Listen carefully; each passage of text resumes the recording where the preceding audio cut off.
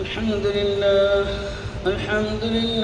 نحمده ونستعينه ونستغفره ونؤمن به ونتوكل عليه ونعوذ بالله من شرور أنفسنا ومن سيئات أعمالنا. من يهده الله فلا مضل له وما يضلله فلا هادي له، ونشهد أن لا إله إلا الله وحده لا شريك له، ونشهد أن سيدنا مولانا محمدا عبده ورسوله أرسله بالحق بشيرا ونذيرا. فقد قال الله تبارك وتعالى في كلامه المجيد وفي الفرقانه الحميد: أعوذ بالله من الشيطان الرجيم. بسم الله الرحمن الرحيم.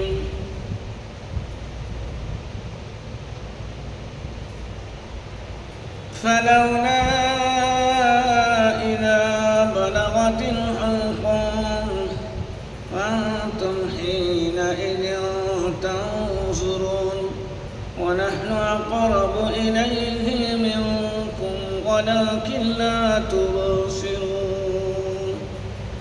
فلولا إن كنتم غير مدينين ترجعونها إن كنتم صادقين. وقال سبحانه وتعالى في موضع آخر: تبارك الذي بيده الملك وهو على كل شيء قدير، الذي خلق الموت والحياة ليبلوكم أيكم أحسن عملا وهو العزيز الغفور. صدق الله العظيم. وقال رسول الله صلى الله عليه وسلم قال: إن الله لا ينظر إلى صوركم وأموالكم ولكن ينظر إلى قلوبكم وأعمالكم، أو كما قال عليه الصلاة والسلام.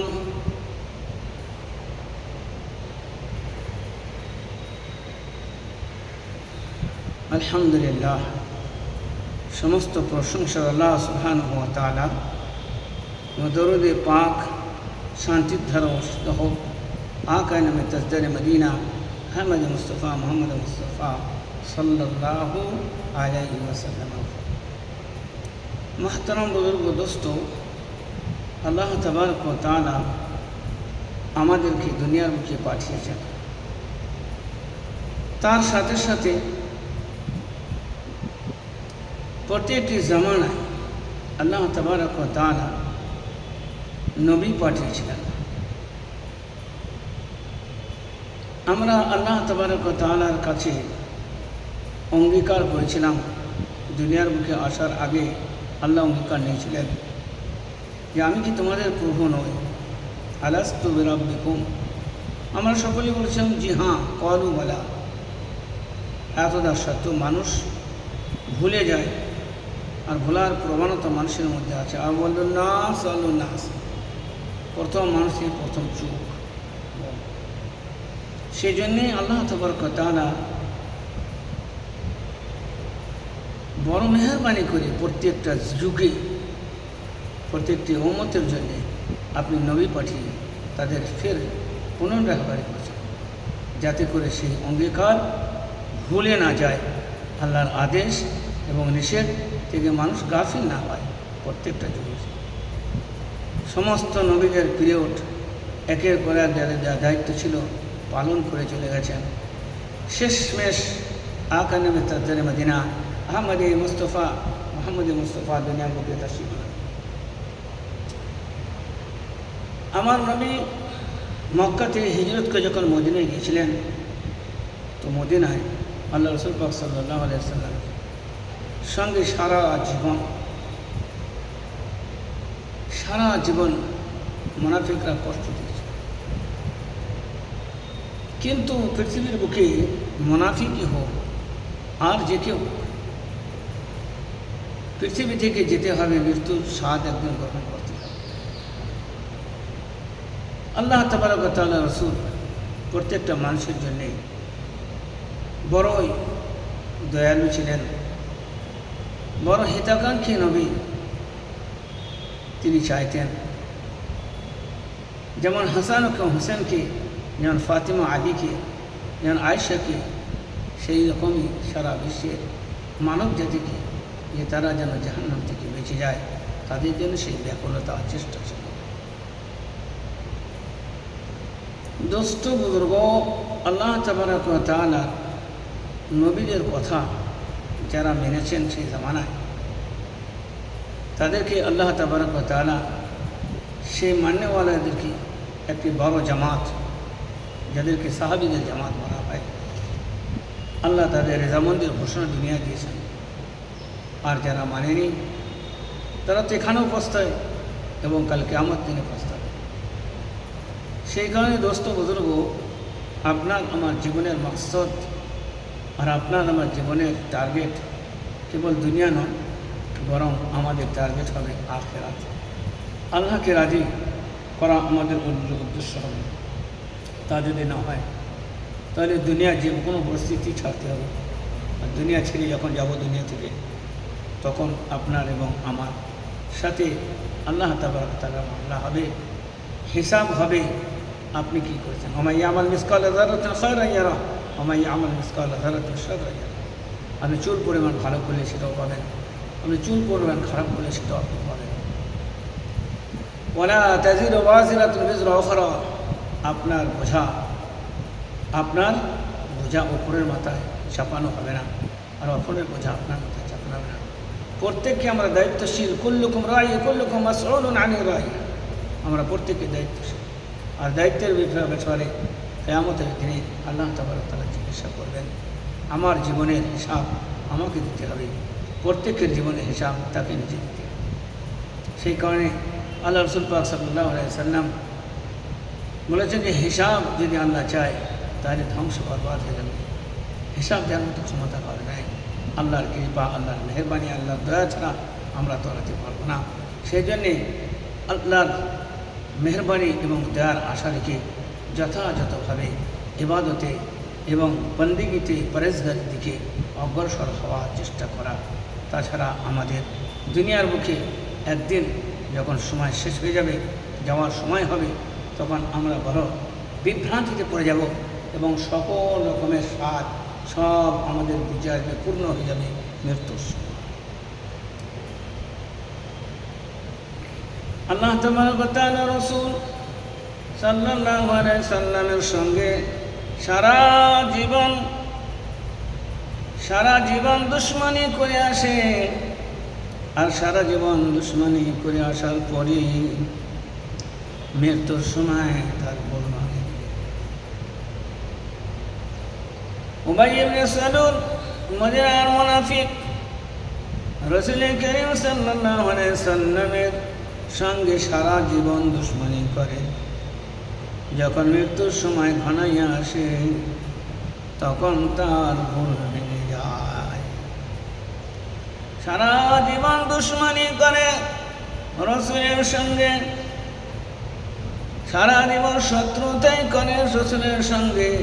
এত কষ্ট দিয়েছে আর উপরে নিজেকে মুসলমান ভাবিয়েছে। উবাই ইবনে সালুল যখন মৃত্যু শয্যায় শায়িত, যখন রূহুল কুমের মধ্যে পৌঁছে, তখন মানুষের ভুল ভেঙে যায়। আর তখন মানুষ চিন্তা করে জীবনে যা কিছু করেছি সব কথা ফালাউলা ইযা বালাগাতিল হুলকুম। রূহ পায়ের দিক থেকে মরতে যখন হুলকুমের দিকে পৌঁছে যায়, তখন রূহ হুলকুমে যখন পৌঁছে যায়, মানুষের দুনিয়ার চোখ বন্ধ হয়ে যায়, জাল পড়ে যায়। আর আখিরাতের ঘরের দিকে আযাব এবং গজব, জান্নাত এবং জাহান্নাম সব সম্মুখীন হয়ে যায়। রাসূল করিম সাল্লাল্লাহু আলাইহি ওয়াসাল্লামের সঙ্গে দুশমনি করে আর অপরদিকে ভাবে রাসূলের সুপারিশে আমি কামিয়াব হয়ে যাব। তো উবাই ইবনে সালুল বেটা আব্দুল্লাহকে জিজ্ঞাসা করে বলে, বেটা গো, আমি এখন দুনিয়ার মুখ থেকে যাব, আমাকে সাধারণ কোনো কাফন দেবে না? বিশ্বনবীর কাছ থেকে তার গায়ের ওই জুব্বাখানি নিয়ে আর ওই জুব্বা নিয়ে আমায় কাফনের জায়গায় দিয়ে দেবে। হয়তো ওই কাফন জুব্বা হওয়ার কারণে আমার কবরের আযাব মাফ হয়ে যাবে। আর একটি নসিহত করি, তবে বিশ্ব নবীকে বলবে, আমার আব্বা বলেছেন জানাজার নামাজটি যেন আপনি পড়িয়ে দেবেন। আব্দুল্লাহ ইবনে উবাই ইবনে সালুল ছেলে আব্দুল্লাহকে বললেন, ইয়া রাসূলুল্লাহ, ইয়া হাবিবাল্লাহ, আমার আব্বা আপনার কাছে একটি দরখাস্ত করেছেন, বলেছেন যখন আমার ইন্তেকাল হয়ে যাবে সাধারণ বাজারের কোনো কাফন দিয়ে আমাকে দাফন করবে না, বরং আপনার জুব্বার খায়েশ করেছেন, আপনার পরিহিত জুব্বা দিয়ে আমাকে যেন কাফন পরানো হয় আর ওই কাফনে আমায় যেন দাফন করা হয়। রাসূল করিম সাল্লাল্লাহু আলাইহি ওয়াসাল্লাম তার গায়ে ওই জুব্বাখানি খুলে দিয়েছেন। বলে, আব্বা, আপনাকে জানাজা নামাজটিও পড়িয়ে দিতে বলেছেন। ইন্তেকাল হয়ে গেলে জুব্বা দিয়ে কাফন দেওয়া হয় এবং জানাজা নামাজ পড়াবার সময় বিশ্বনবী সাল্লাল্লাহু আলাইহি ওয়াসাল্লাম উদ্যত হলেন, জানাজা নামাজ পড়ার জন্যে তৈরি হয়ে গেলেন। হযরত ওমর রাদিয়াল্লাহু তাআলা আনহু মানা করেন, বলে, ইয়া রাসূল, আপনি জানাজা নামাজ পড়তে পারেন না। রাসূল কোনো মতেই শুনলেন না। আমার রাসূলের অন্তর প্রাণ ছিল আমার জানাজার নামাজ পড়িয়ে দেওয়ার জন্য। যদি উবাই ইবনে সালুল যদি জান্নাত পেয়ে যায়, সারা পৃথিবীর মানুষ জান্নাত পেয়ে যায়, তাতে আমি খুশি। আমার দুশমন থেকে দুশমন, আমায় যারা কষ্ট দিয়েছে, আমায় যারা প্রেশান করেছে, তারা আমায় কষ্ট দিই, কিন্তু সে জান্নাতি হয়ে যাক। সে জান্নাতি হলে আমার কোনো অসুবিধা হবে না। আমি রাহমাতুল লিল আলামিন, আমি দুনিয়ার মানুষকে এনেছিলাম জান্নাতে প্রবেশ করার জন্য। ওয়ামা আরসালনাকা ইল্লা রাহমাতাল লিল আলামিন। আমায় আল্লাহ সারা বিশ্বের রহমত করে পাঠিয়েছেন। আল্লাহ রাব্বুল আলামিন। আলহামদুলিল্লাহি রাব্বিল আলামিন। আমার আল্লাহ হলেন রব্বে আলামিন, আর আমি হলাম রাহমাতুল লিল আলামিন। ওয়ামা আরসালনাকা ইল্লা রাহমাতাল লিল আলামিন। রহমত করে পাঠানো নবী আমার বললেন, যদি ও জান্নাতি হয়ে যায় আমি খুশি হব, জাহান্নামে গেলে আমি দুঃখিত। আমার জানাজা পড়ে দরকার যদি জান্নাতি হয়ে যায়, তা আমার কিছু এসে যায় না। আল্লাহ রাসূল জানাজা পড়লেন। সঙ্গে সঙ্গে জিবরীল আলাইহিস সালাম এসে রাসূলকে বলেন, ইস্তিগফার লাহুম আও লা তাস্তাগফির লাহুম, ইন তাস্তাগফির লাহুম 70 মাররাতান ফালান ইয়াগফিরাল্লাহু লাহুম, যালিকা বিআন্নাহুম কাফারু বিল্লাহি ওয়া রাসূলিহি ওয়াল্লাহু লা ইয়াহদিল কওমাল ফাসিকিন।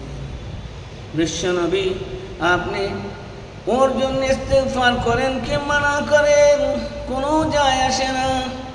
যদি আপনি 70 বার পর্যন্ত ইস্তিগফার করেন উবাই ইবনে সালুলের জন্য, তবে কোনো কাজ হবে না।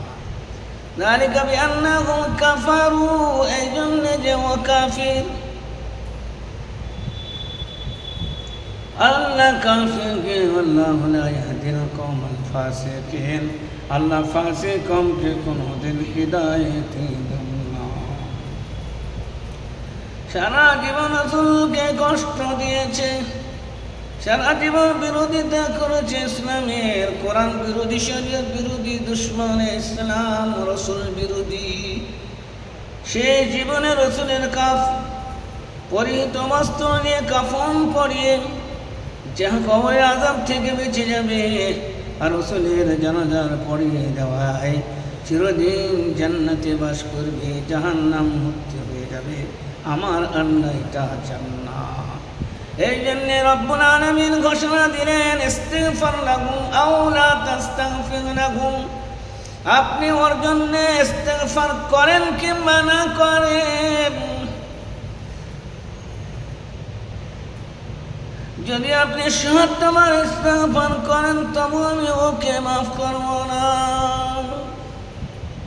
দোস্ত, মাফ করার জন্য সে অন্তর চাই, দিল চাই। সারা জীবন রাসূলের বিরোধিতা করে আর শেষ জীবনে যদি মনে করে আমি এখানেও ধোঁকা দিয়ে জান্নাতে চলে যাব, ওয়ামাকারু ওয়ামাকারাল্লাহ ওয়াল্লাহু খায়রুল মাকিরিন। তুমি চালাক, কত চালাকের চালাক, আল্লাহ সব থেকে বেশি চালাকের চালাক, আল্লাহু খায়রুল মাকিরিন। তোমার চালাকি তোমার স্রষ্টাকে বোঝাতে পারবে না। আল্লাহু আলিমুম বিযাতি সুদূর, অন্তর্যামীন খোদা সবার অন্তর। দোস্ত বুজুর্গ, আল্লাহ তাবারক ওয়া তাআলা আমাকে আপনাকে সকলকে বোঝার তৌফিক দান করুন। মৃত্যুর সময় এলে সবাই সব ভুল বুঝতে পারে, যখন হুকুমের মধ্যে রোগ পৌঁছে যায়। কোরআন বলে, আনতুম হিনা তানজুরুন, তোমরা দেখো যে তোমাদের সামনে ওর মৃত্যু বরণ করছে, কিন্তু কেউ কি আছে বাঁচাবে? وَنَحْنُ أَقْرَبُ إِلَيْهِ مِنكُمْ وَلَكِنْ لَا تُبْصِرُونَ। আর আমি আমার ফেরেশতা সব থেকে তোমাদের থেকে বেশি লাশের কাছে থাকে, ওর রূহের কাছে থাকে। আমরা তোমাদেরকে দেখতে পাই, ওয়ালাকিন লা তুবসিরুন, কিন্তু তোমরা দেখতে পাও না। কে মৃত্যু ঘটালে, কে মৃত্যু বরণ করালে, আছে কে কেউ ঠেকিয়ে নেবে। ইন কুনতুম গায়রা মাদিনিন, যদি তোমাদের মধ্যে হিম্মত থাকে, তারজিউনাহা ইন কুনতুম সাদিকিন, ওই বার করার রোটা ঘুরিয়ে নিয়ে এসে ওর মধ্যে ফিট করো। কেউ কি আছে তোমাদের মধ্যে বাহাদুর? তারজিউনাহা ইন কুনতুম সাদিকিন, যদি কেউ সত্যবাদী, হিম্মতওয়ালা, বীর বাহাদুর এসো আর ওই রোটা ঘুরিয়ে দাও। কাউরির ক্ষমতা নাই, পৃথিবী কাউরির ক্ষমতা নাই। ইযা জা আজালুহুম লা ইস্তাখিরুনা সাআতান ওয়া লা ইস্তাকদিমুন। কাল কিয়ামতের দিনে এখান থেকে যা মৃত্যু হলো, যেভাবে মৃত্যু হবে সেভাবে তোমায় তোলা হবে। তুহশারুনা কামা তামুতুনা ওয়া তামুতুনা কামা তাহইয়াউনা, যেমন তোমার জীবন যাপন হবে তেমন তোমার মৃত্যু হবে, যেমন তোমার মৃত্যু হবে সেমনই তোমার হিসাব হবে। হাসরের ময়দানে আমার আল্লাহ তোমায় ছাড়বে না যতক্ষণ পর্যন্ত 4টি প্রশ্নের উত্তর তোমার কাছ থেকে না নেবে।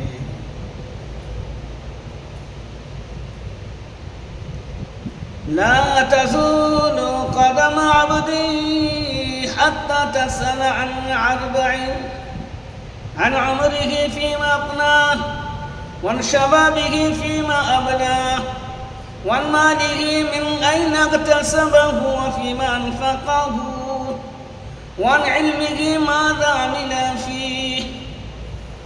এই 4টি প্রশ্ন আমার আল্লাহ সবাইকে করিবেন।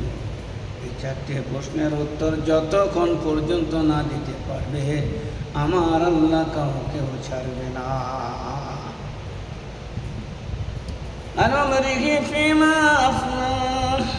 তোমার একটা বয়স ছিল, 60 হোক, 70 হোক, 80 হোক, 90 হোক, কোন রাস্তায় সেই বয়সটা লাগে? সেই বয়সটায় কি কাজ করেছ? সেই বয়স সম্পূর্ণ চুল ভাবে হিসাব নেবেন।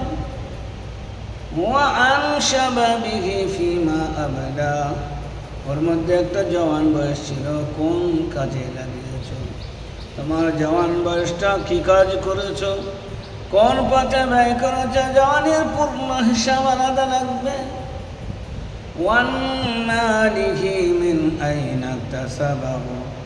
মাল কেমন ভাবে ইনকাম করেছ? নামাজ ছেড়ে করেছ, নামাজের সঙ্গে করেছ, রোজা ছেড়ে করেছ, রোজার সঙ্গে করেছ, হারাম তরিকায় করেছ না হারাম তরিকায় করেছ? আর খরচা কোথায় করেছ? হারাম জায়গায়, বৈধ অবৈধ, কোন জায়গায় খরচা করেছ? মালের হিসাব হবে। আর 4th নম্বর হিসাব হবে ওয়ান ইলমিহি মাযা আমিলা ফীহি, যে জ্ঞান তোমায় দিয়েছিল, যে ইলমে তোমায় দিয়েছেন আল্লাহ, সেই ইলমের প্রতি কতটুকু আমল করেছ? কিয়ামতের দিনে তোমার ইলমের সাথে আমলের সংযোগ আছে, সেটা তোমাকে অবশ্যই জিজ্ঞাসা করা হবে। হাফিজকে হাফিজের মতো, আলিমকে আলিমের মতো, মুহাদ্দিসকে মুহাদ্দিসের মতো, সাধারণকে সাধারণ মতো, যার যতটুকু জ্ঞান ছিল, বুদ্ধি ছিল, তাকে সেই মাফিক সওয়াল করা হবে। উত্তর না দেওয়া পর্যন্ত ঘামে সরাবর হবে, 1 কদম পর্যন্ত হেলাবার ক্ষমতা থাকবে না। তার বাঁচার জন্যে দুনিয়ার জীবনটুকু সঠিক এবং সুন্দরভাবে আল্লাহ রাস্তায় লাগানো, রুজি রোজগারের সঙ্গে সঙ্গে আখিরাতের ফিকির করা। আজকে ফিকির করলে কাল কষ্ট হবে না, মৃত্যু অবশ্যই হবে, কেউ রুখতে পারবে না। এই জন্যে আমাদের সকলকে দুনিয়ায় থেকে আখিরাতের ফিকির করা আবশ্যক, অপরিহার্য কর্তব্য বলে মনে করি। যারা মনে করে তারা আমলের প্রস্তুতি নেয়, আর যারা গফলতার সাথে কাটায়, কাল পস্তাবে, কেউ তাকে বাঁচাতে পারবে না। সুতরাং দুনিয়া থেকে আখিরাতের ফিকির করা আমাদের সকলের জন্য অপরিহার্য কর্তব্য। আল্লাহ আমাদের সকলকে তৌফিক দান করুন। ওয়া আখিরু দাওয়ানা আলহামদুলিল্লাহি রাব্বিল আলামিন।